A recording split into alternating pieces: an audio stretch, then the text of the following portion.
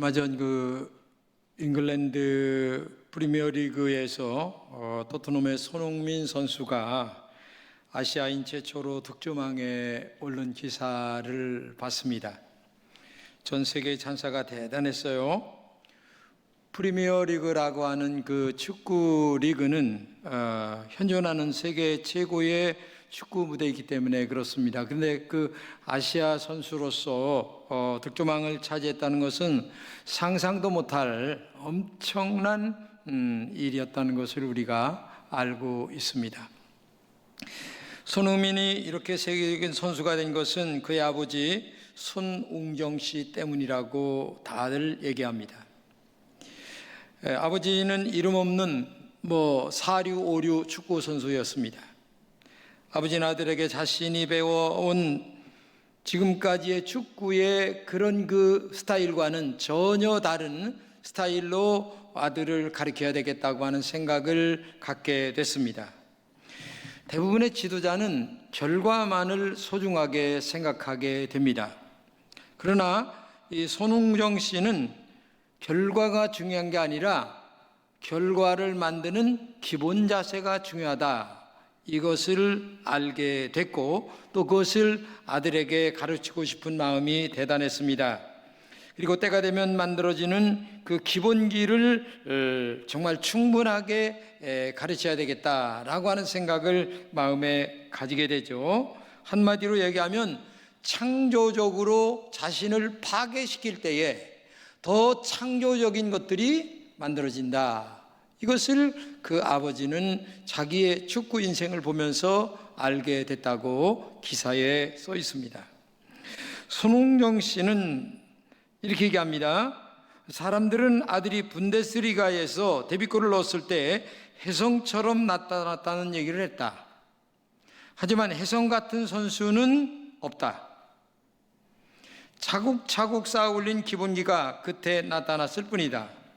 오늘의 결과는 무한 반복 훈련의 산물이라는 것을 알아야 된다라는 말을 했습니다. 아버지는 아들에게 하루에 왼발은 1000번씩 감아차는 훈련을 시켰어요. 그리고 오른발은 500번씩 감아차는 훈련을 시켰습니다.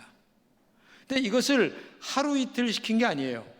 무려 7년이라고 하는 세월 동안 아들에게 이 1000번, 500번, 그러니까 자유자재로 볼을 핸들링할 수 있는 실력을 갖게 되게끔 만들었다는 얘기입니다. 정말 저는 이 기사를 보면서 많은 것을 생각을 하면서 오늘의 이 설교를 준비하게 됐습니다. 오늘 우리도 기도하는 습관이 들도록 신앙생활해야 합니다. 마치 예수님이 새벽 기도할 때의 습관을 따라 이렇게 말하고 있잖아요. 예배를 빠지지 않고 드리는 습관이 있어야 됩니다. 낮 예배 나오면 저녁 예배 나오고 3일 밤 나오고, 이게 아주 습관이 돼야 돼요. 습관이 나오라고 사정해서 겨우 나와주는 신앙이 아니라 그때 하나님을 만나는 기적이 일어나게 되죠. 신앙의 기본기를 잘 만들어야만 축복이 뭔가를 알게 된다고 하는 얘기입니다. 사람들은 내 아들이 잘한다는 결과만을 보기 원하기 때문에 기본기에 충실하지 못하다는 얘기입니다. 이것이 실패의 원인입니다. 완벽한 기본기가 만들어질 때에 좋은 결과물이 나오는데 기본기를 우습게 한다는 거예요. 이 기본기를 사람들이 참 이게 문제입니다. 이것은 기초가 되는 반복 훈련 외에는 없다는 거예요. 이 아버지의 얘기를 들어보게 되면 반복 훈련 외에는 없다는 거예요. 훈련이라고 하는 말은 똑같은 것을 계속 반복한다, 그런 말이거든요. 근데 우리는 지루해하거든요. 그거를 굉장히 지루해하고 그 다음에 힘들어하고. 우리 그 아버지 얘기가 들어보게 되면은 그 타이어를 끌고 산을 오르는, 그 다음에 등산하는 것, 그러다가 결국 부상 입으면 이제 완전히 끝나버리는. 그래서 출발은 100명이 했다면 남는 선수는 30명도 안 된다는 거예요. 왜? 너무 지독한 그 힘든 훈련 속에서 육체적 망가짐이 가져오기 때문에 그런 결과를 가져온다는 거죠. 저는 이 글을 보면서 저의 지금까지 목회를 가만히 돌아보았습니다. 참으로 부끄럽고 초라한 성적표를 하나님께 보여드린 데 대해서, 여러분들에게 내놓은 것에 대해서 너무나 죄송스럽게 생각을 했습니다. 조용히 책상 앞에 앉아서 저의 목회를 돌아보면서 무엇이 잘못되었나를 반성하게 됐습니다. 그것은 한마디로 말한다면 신앙의 기본 자세를 바르게 교인들에게 가르치지 못했다라고 하는 것이 자책골이었습니다. 이것이 목회의 아쉬움이기도 하고, 그 다음에 목회를 놓는 이 시점에서 정말 왜 그렇게 목회를 했을까라고 하는 생각을 가져보게 되기도 합니다. 신앙의 기본 자세를 한마디로 말한다면 진정한 주님의 제자를 만드는 것입니다. 주님을 위해서 순교할 수 있는 사람으로 만들어가는 것입니다. 교회를 위해서 헌신할 수 있는 사람으로 만들어가는 거죠. 그런 공동체가 초대교회였습니다. 그런 공동체가 주님의 제자였습니다. 그들에게는 죽음도 두렵지 않았습니다. 오직 주님을 사랑하는 것이 그들의 전부였습니다. 그래서 처음서부터 이런 목회를 했어야 되는데, 정말 저는 목회가 뭔지도 모르고 출발을 했고, 또 겨우겨우 배워가면서 목회를 하다 보니까 오늘의 결과를 만들었다라고 하는 생각을 하지 않을 수가 없어요. 그런데 결국 저의 목회는 교인은 만들었습니다. 그러나 목숨을 거는 제자는 만들지 못했습니다. 교회만 다니는 사람들은 주님을 위해 목숨을 걸고 헌신하려 하지 않습니다. 교회가 어려울 때에 짐을 지려 하지 않습니다. 올바른 분별력이 없습니다. 교회는 영혼을 천국에 보내는 일이 가장 중요한 일 아니겠습니까? 나의 말 한마디 한마디가 잘못되면 다른 영혼이 상처받는다는 사실을 알고 우리가 말해야 되는데, 우리는 자기 기분대로 말할 때가 너무나 많이 있어요. 가슴 아픈 일이죠. 하나님 앞에 두려운 일입니다.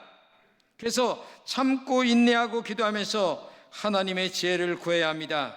어떤 일이 있어도 하나님의 교회는 흔들리지 말아야 합니다. 그것은 너무나 쉽게 사탄에게 패하는 일이기 때문에 그렇죠. 교회는 인간들이 모이는 공동체입니다.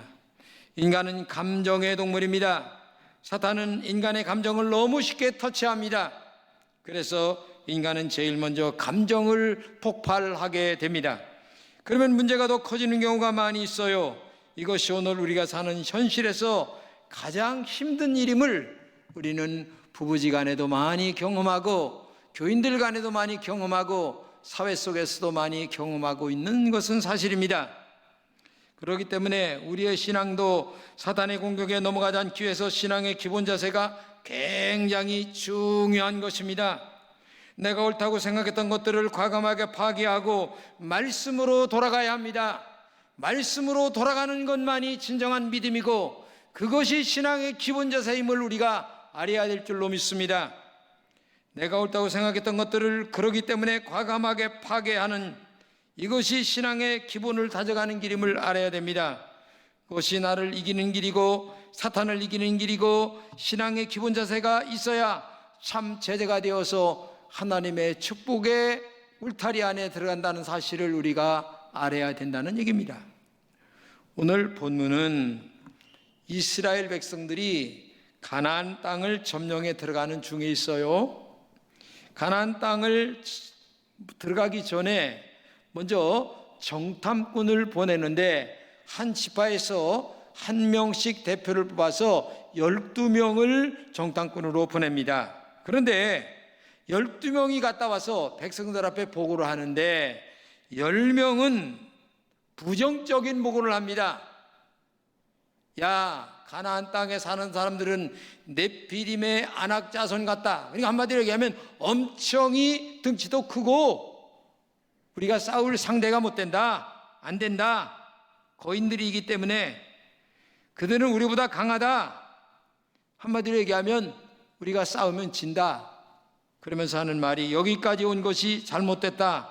결국은 하나님까지 원망하고 모세와 여호수아까지 원망하는, 아론과 갈렙과 여호수아까지 원망하는 그런 그 지경에 다다르게 되었어요. 이런 보고를 받은 이스라엘 백성들은 땅을 치며 통곡하며 울고 있어요. 오늘 본문 1절에서 3절입니다. 온 회중이 소리를 높여 부르짖으며 백성이 밤새도록 통곡하였더라.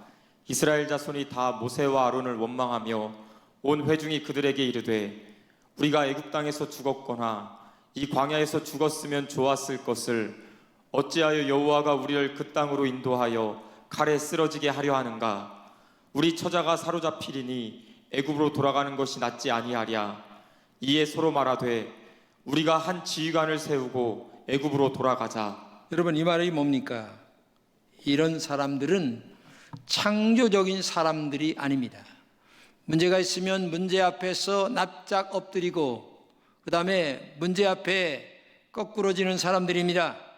흘러가는 세월에 나라는 존재를 그저 던져버리고 사는 사람들입니다. 새로움이라고 하는 위대한 미래를 바라보는 창조적인 것들을 찾아볼 수가 없어요. 창조적이지 않기 때문에 눈에 보이는 대로만 생각하고 말할 뿐이에요. 모세와 아론을 원망합니다. 차라리 애굽에서 죽었으면 좋았을 것이라고 말합니다. 심지어 어찌하여 여호와가 우리를 그 땅으로 인도하여 칼에 쓰러지게 하려 하는가? 하나님까지 원망합니다. 여러분, 이게 창조적인 사람은 이렇게 말 안 하죠. 여기서 가장 중요한 것은 이들은 이렇게 어려운데도 한 번 하나님 앞에 기도의 모습을 보이지 않았다는 거예요. 우리는 창조적인 사람들이어야 합니다. 힘들고 어려울 때에 하나님께 기도하는 사람들이어야 합니다. 어렵다고 불평하지 마십시오. 정말 어렵다고 사람을 원망하지 마시기 바랍니다. 어렵다고 눈에 보이고 들려지는 대로 인간적으로 행하지 말길 진심으로 부탁을 드립니다. 우리는 하나님의 창조적인 사람들이기 때문에 먼저 기도하고 먼저 하나님께 묻고 먼저 믿음으로 실천해가는 이런 영적인 사람들이 될 때에 미래가 하나님의 축복 가운데 열려지는 은혜가 있을 줄로 믿습니다. 본문에서 여호수아 갈렙은 이렇게 얘기합니다. 우리가 올라가서 그 땅을 취하자. 능히 이길 것이다. 하나님이 약속하신 땅이기 때문이다. 이렇게 말해요. 신앙의 기본 자세가 바르게 된 여호수아 갈렙이기 때문에 그래요. 이들은 똑같이 보았습니다. 똑같이 들었습니다. 똑같이 돌아다녔습니다. 그런데 10명은 안 된다. 근데 2명은 된다. 왜? 하나님이 여기까지 인도했는데 왜 안 되냐? 하나님이 함께하면 충분히 할 수 있지 않냐? 우리 믿음으로 나가보자. 신앙으로 나가보자. 기도로 하면 된다. 분명한 믿음의 사람들의 소리인 줄로 믿습니다. 근데 인간적인 사람들은 10명은 죽어도 안 된다는 거예요. 하나님 원망합니다. 사람 원망합니다. 애굽으로 돌아가자. 이런 인간적인 소리만 계속 얘기합니다. 하지만 여호수아 갈렙은 신앙의 기본으로 돌아갔습니다. 오직 하나님의 약속을 따랐습니다. 자신들의 생각과 판단을 파괴했습니다. 어떤 일이 있어도 하나님의 말씀만을 믿고 따른다는 영적인 깊이와 소신이 그들에게 있었기 때문에 바로 이런 믿음의 말씀을 할 수가 있었다. 본문 6절 이하입니다. 그 땅을 정탐한 자 중 눈의 아들 여호수아와 여분네의 아들 갈렙이 자기들의 옷을 찢고 우리가 두루다니며 정탐한 땅은 심히 아름다운 땅이라 여호와께서 우리를 기뻐하시면 우리를 그 땅으로 인도하여 들이시고 그 땅을 우리에게 주시리라. 이는 과연 젖과 꿀이 흐르는 땅이니라. 다만 여호와를 거역하지는 말라. 또 그 땅 백성을 두려워하지 말라. 그들은 우리의 먹이라. 그들의 보호자는 그들에게서 떠났고 여호와는 우리와 함께 하시느니라. 그들을 두려워하지 말라. 여러분, 똑같이 봤는데 10명은 안 된다. 부정적이고 2명은 된다. 왜? 하나님의 약속이 있지 않냐? 여호와를 거역하지 말라. 그 땅 백성을 두려워하지 말라. 그들은 우리의 밥이다. 참 어떤 신앙관을 갖고 있느냐가 이렇게 똑같이 본 사실을 갖다가 평가가 이렇게 다른 거예요. 여러분, 우리는 믿음의 사람이에요. 신앙의 사람인 줄로 믿습니다. 그렇기 때문에 언제나 이 영적인 눈을 열고 믿음으로 하나님 앞에 바라보는 영적 시야가 여러분들에게 있기를 진심으로 축복합니다. 자, 그러면 여호수아 칼렙은 창조적인 신앙의 사람이 어떻게 되었을까? 첫째, 10명의 정탐꾼과는 마음이 달랐다. 자, 24절입니다.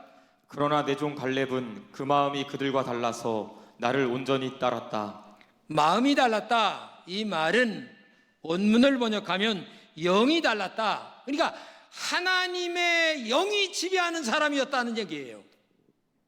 하나님의 영이 지배하는 사람은 긍정적입니다. 하나님의 영이 지배하는 사람은 미래지향적입니다. 지금은 어려워도 미래는 잘 될 거야. 그렇기 때문에 우리가 좀 힘들어도 열심히 나가. 할렐루야, 아멘. 이렇게 격려하며 나가야 되지 않겠어요? 그렇기 때문에 안 돼. 그렇기 때문에 힘들어. 여러분, 자식들에게 그렇게 교육합니까? 아니잖아요. 우리는 믿음의 사람 아닙니까? 그렇기 때문에 벌써 이 여호수아 갈렙은 영이 달랐어요. 하나님의 영의 지배를 받았어요. 성령의 인도를 받았어요. 그렇기 때문에 언제나 이들은 하나님을 온전히 따를 수 있었고, 그렇기 때문에 영에 민감하지 못한 10명과는 전혀 다른, 똑같은 것을 보았어도 전혀 다른 이야기를 지금 하고 있다고 하는 사실을 알아야 돼요. 그렇기 때문에 오늘도 여러분과 저는 언제나 긍정적인 사람, 믿음의 사람, 할 수 있거든이 무슨 말이냐? 믿는 자에게 능치 못할 일이 없다라고 하는 이 영적 자세가 우리의 자세여야 될 줄로 믿습니다. 할렐루야. 오늘 우리에게도 두 가지 소리가 들려올 때가 많이 있어요. 성령의 소리와 사단의 소리입니다. 그때 우리 마음을 누가 다스리냐에 따라서 우리의 결단이 달라지게 되는 겁니다. 오직 성령님이 우리 마음을 다스려야 합니다. 이것이 신앙의 기본 자세입니다. 이제는 정말 여러분의 신앙이 이전과는 다르게 하나님의 영의 지배를 받아 믿음으로, 긍정적으로, 미래지향적으로 정말 가나안을 향하여 달려가는 오늘 여호수아 갈렙 같은 믿음이 되시기를 진심으로 축복합니다. 두 번째는 하나님의 말씀을 청종했다고 얘기합니다. 22절입니다. 내 영광과 애국과 광야에서 행한 내 이적을 보고서도 이같이 10번이나 나를 시험하고 내 목소리를 청종하지 아니하였다. 참 보세요. 하나님이 기적과 이적을 얼마나 많이 행했습니까? 그런데도 하나님을 시험하고 그리고 내 목소리를 청종치 아니했다. 이게 참 말씀을 청종하지 않는 사람들의 영적 자세입니다. 10명의 정탐꾼과 이스라엘 백성들은 하나님의 목소리를 청종치 아니한 이유가 뭐냐? 시험하고 그 다음에 하나님 못 믿겠다. 그 많은 광야를 구름기둥과 불기둥을 통하여 건너왔는데도 불구하고 이게 이 사람들의 신앙 자세예요. 생각해 보세요. 그러나 여호수아 갈렙은 하나님의 말씀에 청종했습니다. 청종했다고 하는 것은 하나님의 말씀을 철저하게 순종했다, 그런 말입니다. 이것이 신앙의 기본 자세예요. 순종이 무너지기 때문에 자기가 하나님이 되려고 하는 것입니다. 하나님을 판단하는 것입니다. 사람을 정죄한다는 얘기입니다. 그러면 제자가 아니라 교인으로 평생 살아가는 거예요. 교인으로. 여러분은 하나님의 말씀에 어떤 일이 있어도 철저하게 순종하는 진정한 제자가 되시기를 진심으로 축복합니다. 마지막으로 변함없는 충성이었습니다. 8절입니다. 나와 함께 올라갔던 내 형제들은 백성의 감당을 높게 하였으나 나는 내 하나님 여호와께 충성하였다. 이 말은 뭡니까? 함께 올라갔던 10사람들은 부정적인 얘기를 하니까 백성들의 마음을 써늘게 했어요. 근데 나는 내 하나님 여호와께 그렇지만 충성했다.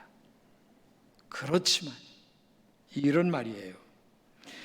갈렙의 나이가 85세입니다. 지금 생각해 보세요.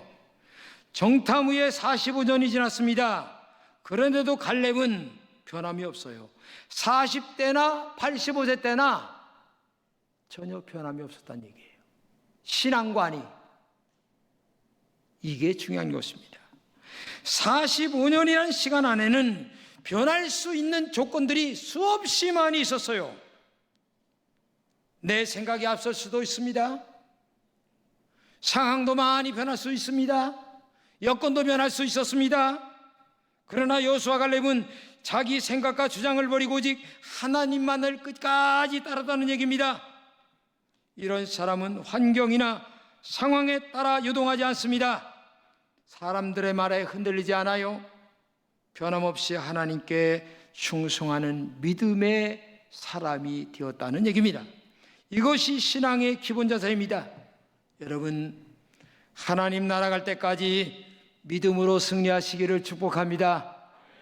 앞으로도 여러분의 삶에 어떤 변화가, 어떤 어려움이, 어떤 부정적인 일들이 얼마나 많이 생길지 알 수가 없어요.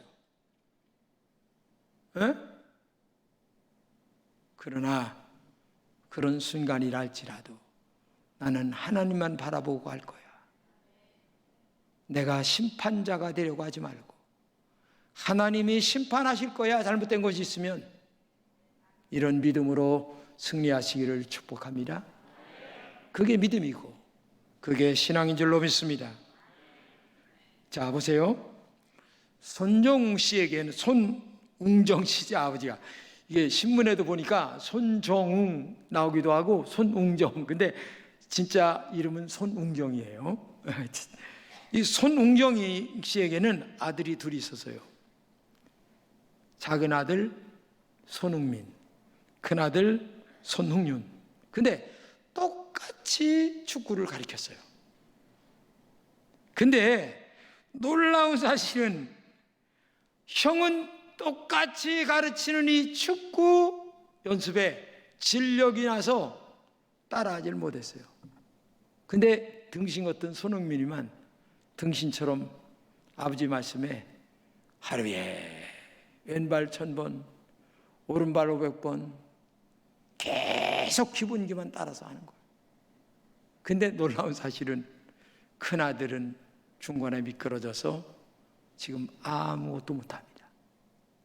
근데 손흥민은 등신처럼 바보처럼 멍청하게 아버지 말씀을 따랐더니 오늘의 프리미어리그의 득점왕으로 역사에 남는 인물이 된 줄로 믿습니다.